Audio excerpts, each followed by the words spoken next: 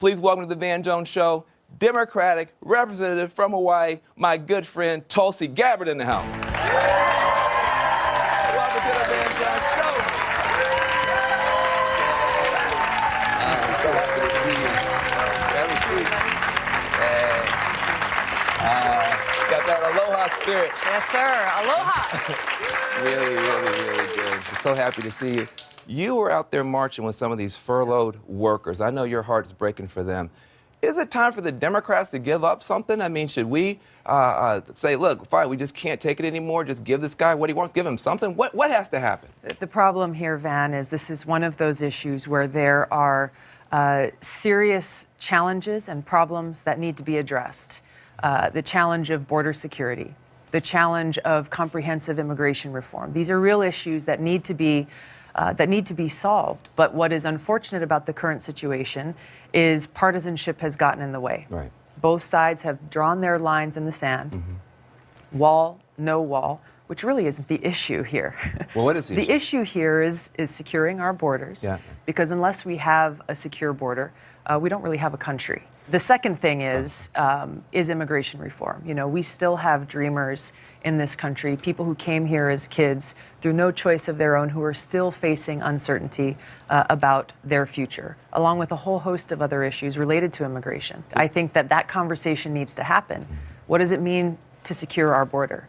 We see members of Congress who are representing districts along the border, Democrats and Republicans, who are saying, yeah, a wall makes sense maybe in some areas, but in other areas we have better technology that will accomplish the objective of securing our border. And this is the problem with so many issues in politics today and in Washington, is you have leaders who get stuck in these partisan arguments without actually recognizing what is the objective. Yeah. This is something I learned in the military. In the military. What you know from day one, unless you know what your objective is, you will never have a strategy or a path to accomplish that objective, and that's the problem here. I think Trump just makes it hard for people's brains to function. He just kind of drives people nuts. You've actually been able to find some places where you actually agree with Trump. You met with him early. That shocked a lot of people. First step back, criminal justice, we both agreed on that, yeah. But also on trade, TPP. What is your philosophy for dealing with a Trump as somebody who is a Democrat, strong Democrat, wants to appeal to Democrats? That's a tricky balance you try to do sometimes. By not thinking about any of those things that you just talked about. By not factoring those into my equation at all. By thinking first and foremost, how best can I serve the people of this country? What are we trying to accomplish to make their lives better every single day? If we put the well-being of the people first, and remember that we are here to serve them, then those other considerations in political calculus and all this, oh, I don't want to be in the same room with this person or that person, that's worthless because people's lives are at stake. I mean, you are unique in that regard, though. You have that aloha spirit. You're willing to meet with people and talk with people. And some people have gotten mad at you because, you take something like Assad, right? That's an issue. Syria, the civil war. You actually you met with Assad. This guy is a butcher. He's a dictator. He's a horrible person. But you went and sat down and talked with him. Some people said too friendly, talking points sound too much like him. Do you get yourself in trouble with this attitude that you have of talking to everybody, reaching out? Look, as a veteran, I've deployed twice to the Middle East, and I've seen personally the extremely high cost of war on the lives of our service members who sacrifice so much, on their families, and the lives of people in these other countries where we launch regime change wars, whose lives are destroyed, whose country is completely devastated, people who suffer not just during these wars, but for decades to come. I also serve on the Foreign Affairs Committee in Congress and the Armed Services Committee, and through those lenses also understand how important it is for our national security as well as our pursuit of peace, that we've got to be willing to have those conversations, to meet with people, whether they are adversaries, potential adversaries, friends, because if we are not willing to have those conversations, the only alternative is more war, more suffering, more devastation, more lives lost. I mean, I think your compassion for people, you're this interesting mix of you're this tough soldier, but you're also mainly a soldier for peace. You don't want war. I think it's hard for people to square the circle, though, of Assad being such a bad actor. And I think that people say, oh, is she now an apologist for Assad? Is she now with Assad? Is she now like Assad? What I have done, having been someone who served in the Iraq War, as someone who lost friends in that war, who never came home, as someone who has seen those who did come home still struggling and fighting with the invisible wounds of war, all because we had a president and a cabinet who lied to the American people to launch this war, and people in Congress and the Senate who said, yep, we believe you, let's go and send our troops into combat. This is why I have the skepticism that I do, because I have been there and falling for those lies. Well, the other significant choice is to withdraw. There's a choice to go, there's a choice to pull out. Trump says he's pulling out of Syria. Is that a wise decision? Is it wisely executed? I think it's a wise decision given the reason why he and his cabinet have said they want to keep troops in Syria is not to defeat or counter ISIS and al-Qaeda, which is the authorization with which our troops are there in the first place, but because they wanted to keep our troops there to go against Iran, which this administration has made no qualms about saying that they would like to see regime change in Iran. They want our troops to counter Iran. So for that reason, our troops need to come home.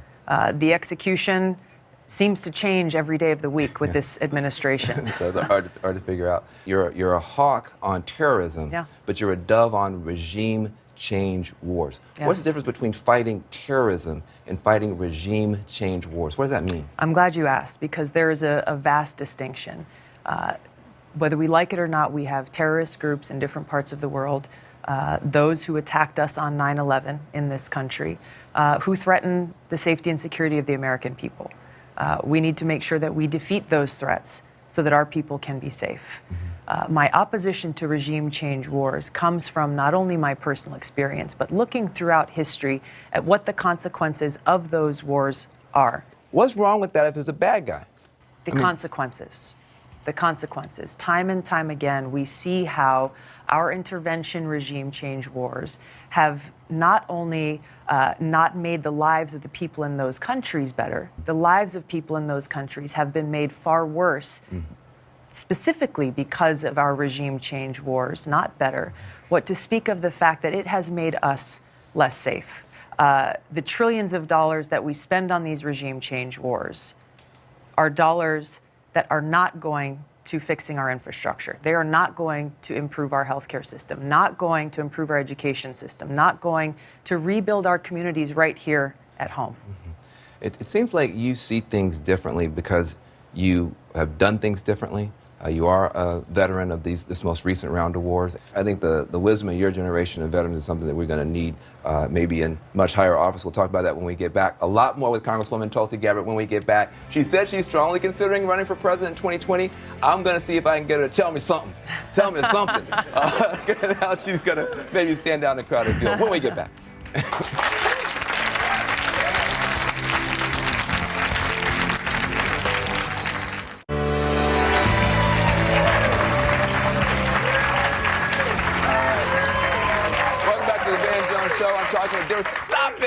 I'm talking to Democratic Congresswoman Tulsi Gabbard. Listen, you know, you're barely old enough to even run for president. I mean, you're still in your mid-30s. You were I think the youngest woman ever elected to the state legislature.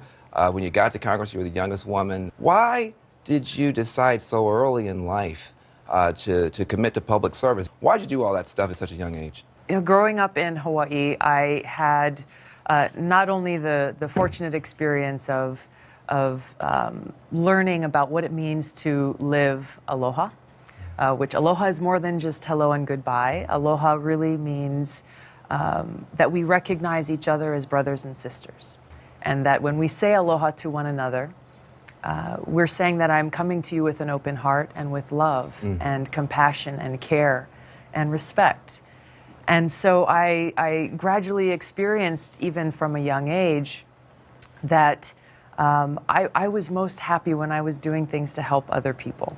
You were sitting in office, you could have gone off to do something else. Yeah. You decided to quit and go put yourself in a war zone. Why'd you do that? You're right.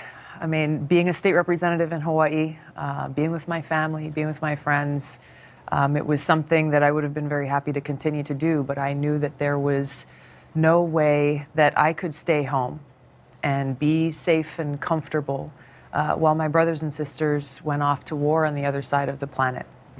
That's why I left my re-election campaign, volunteered to deploy, got trained in a job that they needed someone to fill, and went to serve with them, to serve our country. Well, now that you are in Congress, you got a whole bunch of even younger people coming up behind you. They're calling the president MFers and doing sit-ins and all kind of weird stuff. So, how do you evaluate this new batch of young women coming in? There's a huge group of new members of Congress that were just sworn in on January 3rd. And I tell you, just sitting there on the House floor, the energy was different. Why? Because of the new stories, the diversity, the new experiences that were coming to serve in the People's House, knowing that they were representing so many other people, maybe many people whose voices had never been heard before.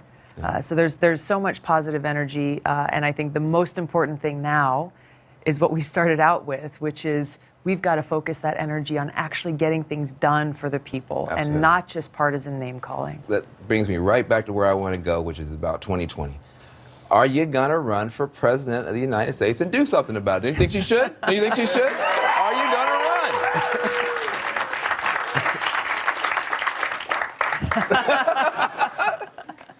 I have decided to run, and we'll be making a formal announcement within the next week. Whoa! Holy, I got some ratings.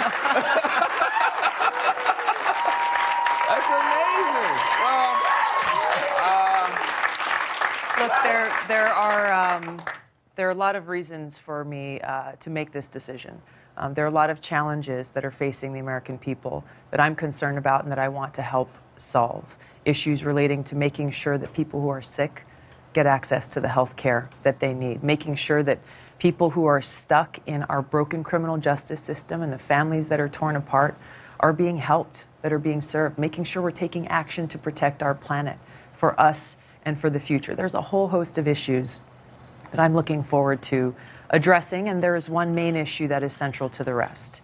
And that is the issue of war and peace. And I look forward to being able to get into this and to talk about it in depth when we make our announcement.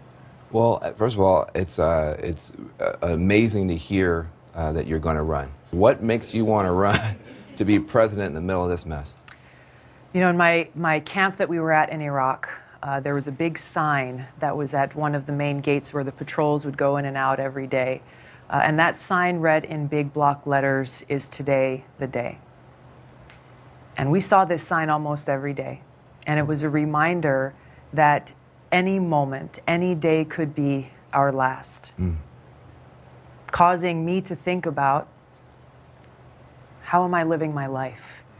How am I making the most of the time that I have? Because my day could come tomorrow.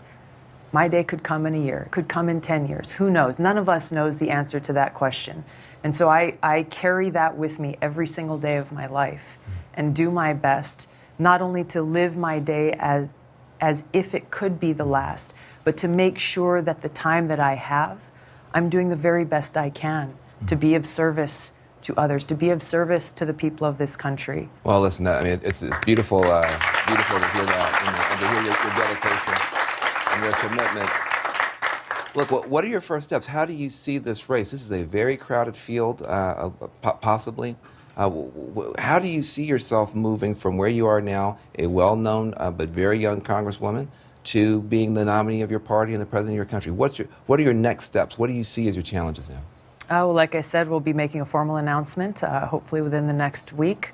And from there, kicking off a tour to be able to go and visit with people in all parts of the country, both to hear their stories and to be able to share and have these discussions about the direction that we need to see forward for our country, to build that brighter future with peace and prosperity for everyone. I'm all for peace and prosperity and not war and austerity. Help me, though. You must have looked at some of the other people who are running. You know, Bernie Sanders. You did something that nobody thought you were going to do. Probably most people thought you shouldn't have done. They had anointed you to be the next great queen of the Democratic Party establishment. They made you the vice chair of the Democratic National Committee. And you threw that away in the last election cycle, and you endorsed Bernie Sanders. Why did you do that? First of all, my goal has never been to be queen of the Democratic establishment. No. Never once entered my brain. So let's just put that one aside. It wasn't that tempting in the first place? Okay. You know, it comes back to doing what's right. Why do you think that was right? Doing what I believe is right. What was right about that? In that election, I was a vice chair of the Democratic National Committee, something that I was surprised to be asked to do just a few weeks after I got elected, but went in trying to make a positive impact. But in that position, you're supposed to remain neutral in primaries, in Democratic primaries. But as the primary election kicked off in 2016, I saw very quickly that I could not stand silently on the sidelines as a veteran when I saw that the issues of war and peace, the issue of the cost of war, was not being brought forward in this most important decision about who our next commander-in-chief would be. There were very stark differences between Secretary Clinton and Bernie Sanders on this issue, and ultimately that was the main reason why I resigned and left that position and endorsed Bernie Sanders, to bring forward what those contrasts were so people could make an educated choice. Well, what if Bernie runs? What you just announced, what if Bernie announces? What's he going to do? Bernie's a good friend. We've talked. Oh. I don't know what his plans are, right. But I know that that both of our hearts are focused on serving and fighting for the American people. Mm-hmm. This party is such a demographic kind of jigsaw puzzle. You know, the African American vote and the women vote and this vote and that vote. I mean, you're a female veteran Hindu, blah blah blah. I mean, how do you deal with putting this jigsaw puzzle together? This is part of the problem with why our country is becoming as divided as it is because people are focusing, self-serving politicians are focusing on dividing the American people based on these labels and, well, you fit in that box and you can't step outside of that box, rather than actually getting to the heart of who are we as Americans. What are the values and the freedoms and the principles that we stand for, regardless of the color of our skin, regardless of the way we choose to worship or if we choose to not worship at all. These things that make our country diverse are all centered around this strong foundation of these core principles and values that are enshrined in our Constitution. And recognizing that connectedness that we have will give us that strength and courage that is necessary to overcome those self-serving politicians and greedy corporations and those who are acting for their interests and not the interests of the people. Well, you know, that's a kind of a populist message, but it doesn't sound like the kind of populism I hear from Donald Trump. So how would you take on a Donald Trump? I mean, you seem kind of aloha, and he seems kind of aloha. He's not trying to aloha with your ha. Aloha. Aloha, which essentially means love. Love for each other, love for our country, should not be mistaken for just some feeling. Love is action. When you love someone, you will do anything to fight for them. When you love something, you will go to the end of the earth to fight for it. Love gives us strength. Love gives us courage. Love gives us what we need to overcome those forces of darkness. One of my favorite quotes is from Dr. Martin Luther King, and you know this, where he says, "Darkness cannot drive out darkness. Only light can do that." Wow. Hate cannot drive out hate. Only love can do that. Give a round of applause. It's amazing to have you here.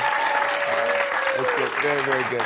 Listen, Tulsi, I want to thank you for joining me, and good luck with your upcoming announcement and campaign. And I want to thank you for announcing it on the Van Jones Show. Coming up, we got 3 former Republican representatives. They were ousted in the 2018 midterm election. We're going to hear what they have to say about the wall, about the president, about the shutdown, and the Republican Party when we get back.